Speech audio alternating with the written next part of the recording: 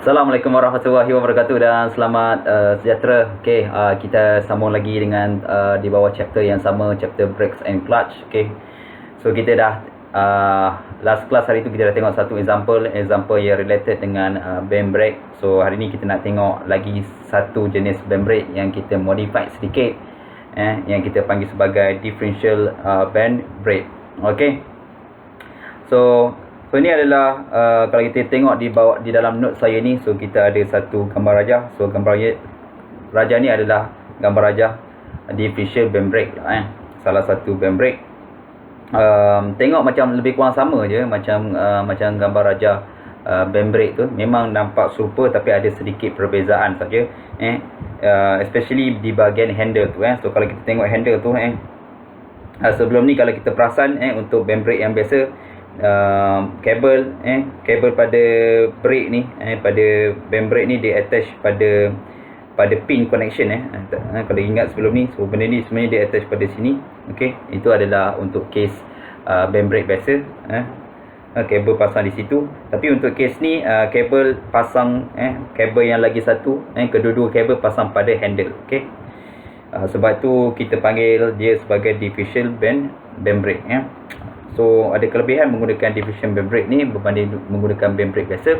So usually differential band brake ni akan menghasilkan actuating force yang jauh lebih rendah berbanding dengan band brake yang biasa. Okey. Tapi dia so brake tu sebenarnya dia tukar status sebenarnya. So kalau band brake kita kategori sebagai self de-energized brake. So untuk case yang ni kita panggil sebagai self energized brake, untuk case differential band brake. Sebab tu untuk case self energized brake ni dia akan ada juga some limitation, ataupun brake tu boleh jadi self locking. So kita akan tengok nanti kejap lagi macam mana kita nak identify self locking di dalam case ni. Okay. So since ada untuk differential band brake ni dia melakukan sedikit perubahan, ada sedikit perubahan yang berlaku pada handle kita. Okay, sebelum ni handle kita adalah straight dan hujung tu ada pin. Tapi untuk case ni dia seolah-olah dia macam bentuk L sikit, dia macam ada bentuk L shape sikit. Okay. Dan di bahagian junction yang nak ada tukar yang bentuk L tu, dia akan ada satu pin connection di situ, seperti dalam gambar rajah ni. So kalau kita tengok in detail sebenarnya bukan dia ada dua handle tu, dia sebenarnya ada satu handle. Handle tu dipasang macam ni lah. Kalau saya boleh lukis macam tu. So this is handle dia, dan dia letak satu lubang di situ, dan lubang tu dipasang dengan pin connection lah. Okay, di situ. So macam tu lah. So handle tu dia ada panjang dan bengkok sikit lah, macam tu. So ni adalah handle tadi tu. Okay. So bila ada je hujung tu dan dia tak pasang kepada pin, macam sebelum ni band brake tu dia terus pasang ke pin. So bila dia pasang ke pin tu dia macam tak help pun, sebab apa, self energized brake ni dia friction tu, ataupun tension F1 tu untuk case ni dia membantu dalam menyenangkan kerja untuk membentikan brake. Okey, tu maksud self energized tu. Okey, so since ada bentuk macam tu, shape dekat handle macam tu, so dia F1 tu akan membantu dalam proses memperlahankan drum brake tu, dan juga akan stop lah. Okay, so benda ni kita nak study. So sama macam sebelum ni, apa jenis brake dan juga clutch, kita akan tengok dua benda juga. Pertama kita akan tengok yang kita panggil sebagai actuating force, berapa actuating force yang kita perlu di sini, berapa dia. Dan yang seterusnya kita nak tahu berapa torque yang apalah, so berapa torque yang terhasil ni, torque capacity untuk differential band brake. So dua benda ni, dua item ni kita akan tengok. So proses yang sama kita akan lalui, macam yang kita tengok dalam band brake lah. Cuma ada benda tu saya boleh escape sebab benda ni, sebab dia adalah similar macam band brake, cuma yang beza dia kita cuma tambah handle tu jadi bentuk pelik tu lah. Jadi teori yang lain-lain tu adalah sama, cuma yang perbezaannya adalah pada actuating force, pada actuating force saja. Equation of moment pada handle tu je yang berbeza. Sebab tu saya sarankan untuk pelajar untuk pandai at least buat FBD di bahagian handle, untuk pastikan apalah yang kita derive tu tidak salah. Sebab kalau nak hafal memang banyak lah equation nak kena hafal.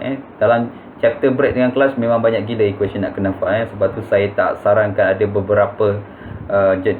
beberapa jenis tu saya tak sarankan untuk hafal sebab dia boleh jadi keliru. Okey. Alright, so let's say kita buat FBD FBD untuk kedua-dua ni juga macam biasa kita buat macam kita buat macam dalam band break tu. Okey. Jadi kita start dengan FBD pada drum dulu. Sebab drum tu di bahagian atas. Okey. Alright, so sama proses macam sebelum ni. So saya ada that this tu, okey. Saya punya drum tu, okey. Dan drum tu saya pasang saya punya band, okey.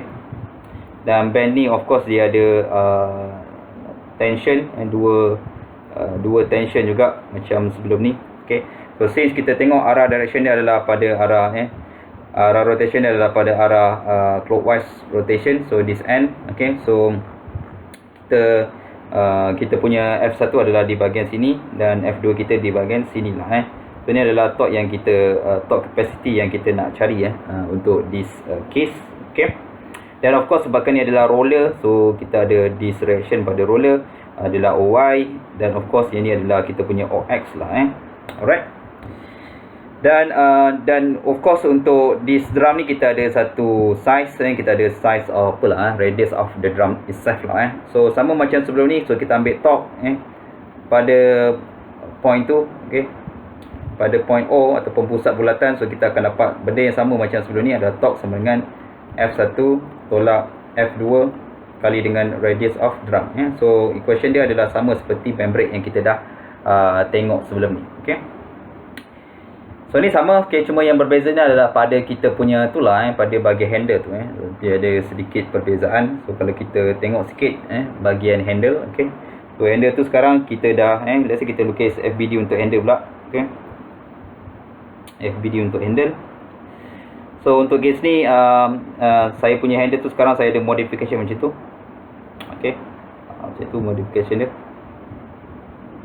Okey, so ni saya punya pin A tu di situ. Dan hujung ni of course saya apply some actuating force yang kita nak cari biasalah benda ni kita nak cari. Dan of course di hujung ni kita ada nilai F1 tadi di situ di bahagian situ, dan kita ada di bahagian tengah ni kita ada this F2 lah macam tu. Dan di bahagian pivot A ni, okey, pivot A tu di bahagian pin location ni kita of course mesti ada reaction lah sebab ni adalah FBD. Okey, so ni adalah reaction dia. Jadi saya namakan sebagai AY untuk case ni, dan ni adalah saya punya AX. Okey. So nak buat FBD usually kita kena tahu moment arm lah panjang arm dia setiap tu. So pertama kita ada this panjang daripada pin A kepada actuating force. So ni panjang A tu. Kedua adalah panjang C ni pipe this moment arm daripada pin C kepada tension F2 untuk case ni kat situ. Dan yang seterusnya kita ada this S, okay. So S ni adalah panjang daripada pivot A kepada F1. Okay. So kita ada 3 panjang untuk case ni kita tambah lagi satu panjang adalah panjang S lah Sebelum ni dalam band break yang biasa tak ada S tu. Okay. So sekarang kita tambah lagi satu adalah pada S. Okay, let's say kita labelkan sedikit So let's say saya labelkan yang pertama adalah panjang this A ni, moment arm A measure daripada situ. So this is our A. So yang kedua saya ada panjang C ni saya label kat atas ni lah So C. Dan yang seterusnya saya ada this panjang S lah So saya label dekat sini lah hopefully nampak lah So ni adalah panjang S. Okay. So A, C dengan S. So bila ada 3 panjang tu kita dah boleh buat moment So kita ambil untuk case ni adalah summation of moment equals to 0. Okay, macam biasa kita buat benda yang sama. Summation of moment pada point A equivalence to 0. Okay. So kita cari dulu. Okay, let's say saya start dengan FA dulu. For FA adalah negatif. So negatif A FA. Okay. Kedua saya tengok F2 tu so dia arah positif. So C F2. Dan seterusnya saya nampak arah S.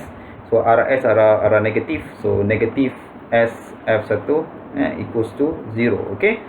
So kita dah ada this equation. Okay, so let's say kita rearrange equation ni. Saya jadikan FA sebagai perkara rumus saya.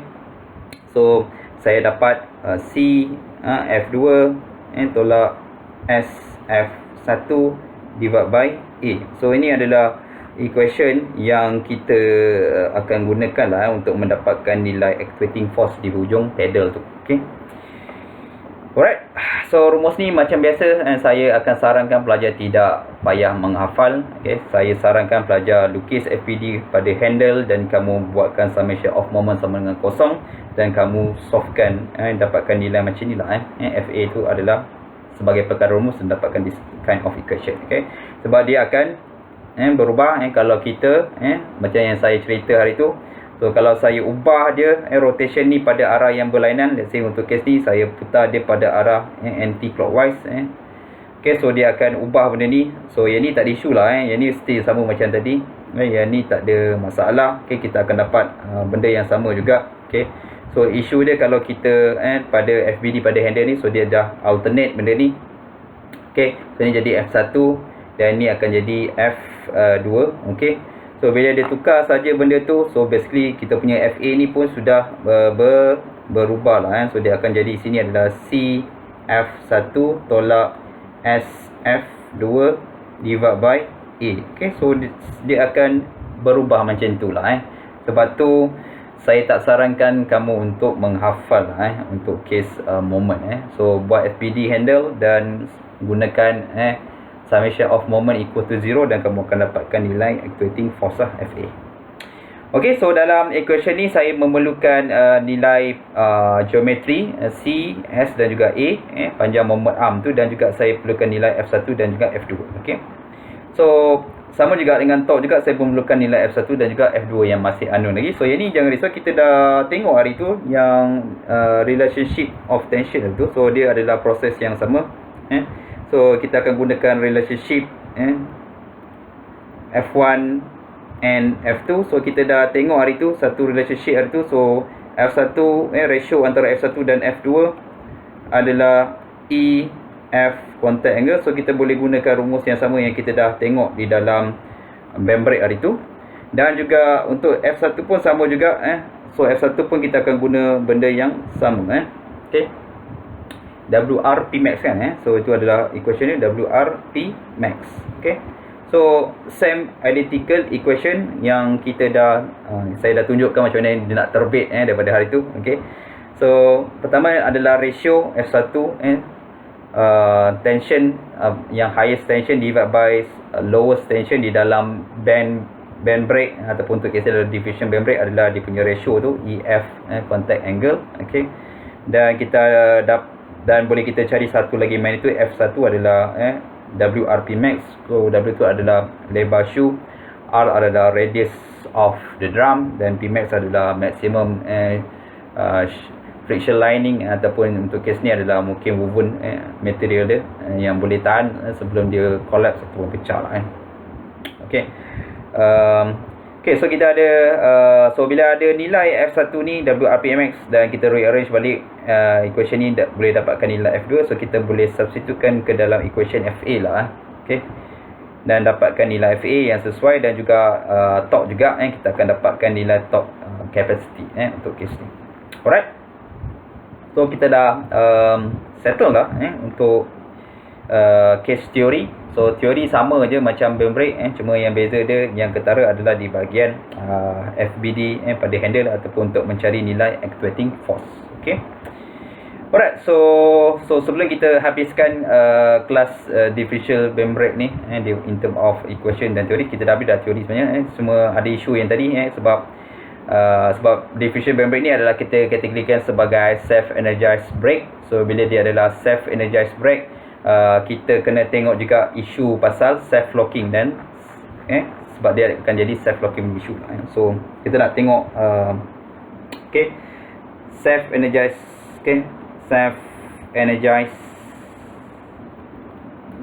and self locking condition. Okay, so benda ni perlu ditengok jugalah dalam topik diffusion band brake. Okay, so kalau kita ambil satu situasi saja, let's say kita ambil situasi yang kali hitam ni, okay, maksudnya pusing pada arah apa? Arah clockwise kita ambil case yang ni, FA CF2 minus SF1 divided by A. So let's say kita ambil yang tu, nilai yang tu. So FA okay adalah CF2 minus SF1 divided by A. Okay, so ini adalah equation activating force. Sebab self energized ni kita boleh tengok secara fizikal kan, macam kita tengok dalam shoe brake hari tu. So untuk case band brake ni, okay, kalau dia adalah self energized, so brake adalah maksudnya saya perlu bagi FA, maksudnya saya perlu bagi kerja, maksudnya saya perlu bagi kerja tu, maksudnya saya perlu bagi FA tu di hujung handle tu untuk pastikan di sistem ni berfungsi dengan baik. Maksudnya bila saya bagi FA, dia akan berhenti. Maksudnya dia adalah yang kita boleh kategori sebagai self energized brake lah untuk case diffusion band brake. Okay, tapi kalau dia jadi self lock, kalau brake tu adalah self locking, maksudnya saya tak apply FA pun, drum tu saya dah on tapi saya tengok tak berpusing. Maksudnya that drum tu ataupun disc brake tu sebenarnya dia jadi self locking brake. Okay, saya ulang balik. So saya dah on dah drum tapi saya tengok dia tak berpusing. Okay, waktu saya tak apply pun FA tu dekat hujung handle tu, maksudnya dia dah jadi self locking brake. Okay, so bila kita design differential band brake, ada this kind of possibility. So brake kita ada possibility jadi self locking. Okay, ataupun kalau kita kira ataupun in term of number, kalau kita plug in nombor di dalam equation ni, okay, so masuk saja number dalam equation ni. So kalau saya dapat nilai tu adalah positive value, okay, FA ni is okay, nombor dia adalah positive value. So maksudnya saya dapat dia adalah self energized lah. So dia adalah self energized brake. Okay, so ini kalau kita nak tahu secara nombor lah. So kalau saya dapat FA ni adalah negative number ataupun kosong, okay, kosong ataupun negative number, so saya boleh consider brake ni adalah self locking, self locking brake. Okay, ataupun saya boleh tulis dia FA ni less or equal than 0. So ni adalah condition self locking brake. Untuk case self energized brake, maksudnya saya adalah FA yang saya kira adalah always positive number, is greater than 0. Okay, so ni ada antara condition menggunakan nombor. Self energized adalah always greater than 0, dan self locking adalah FA less atau equal than 0. Okay, so kalau kita tengok dengan lebih lanjut, so ada parameter yang menjadikan dia kosong. Kalau kita tengok dalam equation ni, CF2 tolak SF1 bahagi dengan A. So usually A ni dia adalah satu constant number. So constant number ni selalunya dia tak effect sama ada dia jadi positif ataupun negatif number lah untuk case FA ni.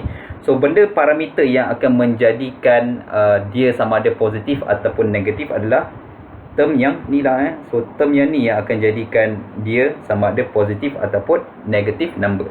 So kalau kita keluarkan that term, so term tu, kalau saya keluarkan term tadi tu, CF2 tolak SF1 untuk case satu case kita ambil ni case yang kita buat arah clockwise tu.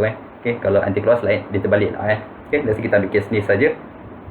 So CF2 tolak SF1. So kalau saya kira untuk self energized, maksudnya kita kena pastikan CF2 ni sentiasa lagi besar nombor dia daripada hasil darab S kali F1. Saya ulang balik. Kalau dia adalah self energized brake, saya kena pastikan hasil darab C kali dengan F2 ni sentiasa lagi besar daripada S kali dengan F1. Okay, so kalau saya kira yang ni dan nombor dia adalah greater than 0, so maksudnya adalah CF2 ni adalah sentiasa lagi besar daripada nilai SF1. So saya boleh pastikan, kalau saya nak pastikan design tu adalah self energized brake, saya kena pastikan hasil darab C kali F2 ni adalah sentiasa lagi besar daripada SF1 untuk case self energized brake. Alright. Tapi kalau untuk case self lock ni, okay, kalau kita tengok term ni, okay, so macam mana benda ni boleh jadi negatif? So maksudnya term SF1 ni nombor dia lebih besar daripada hasil darab C kali dengan F2. Okay, so kalau saya tunjuk kat sini, so CF2 ni, okay, tolak SF1 ni, kalau saya nak dapat nombor dia adalah kosong ataupun kurang daripada kosong. So maksudnya untuk kes ni adalah saya punya term CF2 ni dia adalah kurang ataupun sama dengan kosong lah. Sama kosong pula, salah lah. SF1 maksudnya dia kurang daripada nilai SF1. okey. So maksudnya CF2 tu kecil nombor dia So bila nombor kecil tolak nombor besar, kita akan dapat negatif number lah. okey. So itu dia punya logik dia So yang ni adalah yang sebelah kiri adalah condition di mana self energized brake. Maksudnya CF2 sentiasa lagi besar daripada hasil darab SF1. Dan juga untuk case self locking, maksudnya CF2 adalah lebih kecil ataupun sama dengan nilai SF1. So ini adalah condition macam mana kita nak tahu dia adalah self energized brake dan juga self locking brake menggunakan equation lah Okey, so kita dah habis dah untuk topik differential band brake. Okey, so dah habis. Okey, so maksudnya kita dah habis dah topik differential band brake ataupun topik band brake itu sendiri. Okey, so dan bila berakhirnya differential band brake ni, maksudnya kita dah cover semua jenis brake lah Okey, so kita akan tengok nanti lagi untuk topik yang seterusnya nanti ataupun kelas yang seterusnya kita akan tengok clutch pula Tapi sebelum kita tengok clutch adalah lagi baik kalau kita buat satu example differential band brake. Macam mana kita nak gunakan equation yang kita dah terbitkan ni di dalam satu example lah. Okey, so cukup saja setakat tu. Okey, kita jumpa lagi dengan example differential band brake. Okey, assalamualaikum warahmatullahi wabarakatuh. Bye bye.